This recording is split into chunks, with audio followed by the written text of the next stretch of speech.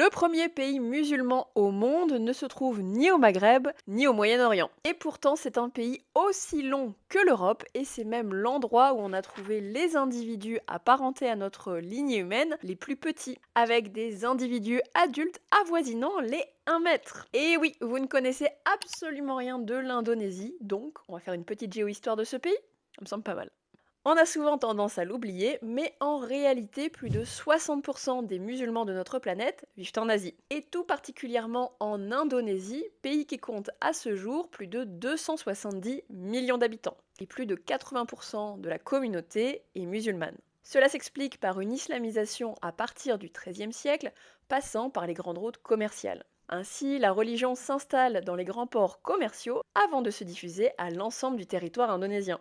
D'ailleurs, parlons-en de ce territoire, car l'Indonésie est également le premier pays archipélagique au monde. En effet, l'État compterait plus de 17 000 îles, étalées sur une longueur équivalente à celle de l'Europe. Toutefois, la population est très inégalement répartie sur ces îles et uniquement sur l'île de Java se concentre plus de la moitié de la population indonésienne. C'est également sur cette île que l'on va retrouver l'ancienne capitale du pays, Jakarta. Depuis 2019, l'Indonésie a changé de capitale, créant une ville ex nihilo, Nusantara, cette fois-ci sur l'île de Bornéo. Ce changement s'explique par le fait que l'ancienne capitale, Jakarta, est littéralement en train de couler sous son propre poids. En conséquence, Jakarta est régulièrement touchée par des inondations et devrait petit à petit être entièrement recouverte par les eaux. La construction de la nouvelle capitale, Nusantara, n'est toutefois pas sans poser de nombreux débats écologiques, car l'île de Bornéo est connue pour être une des plus sauvages. S'il y a ces débats actuels, l'Indonésie, c'est un pays qui a une histoire extrêmement ancienne. Depuis 2003, par exemple, des archéologues ont fait une découverte absolument majeure. Dans une grotte d'une île indonésienne dénommée Flores, des archéologues ont découvert une dizaine de fossiles humains permettant d'émettre l'hypothèse qu'il pourrait s'agir d'une nouvelle espèce du genre Homo.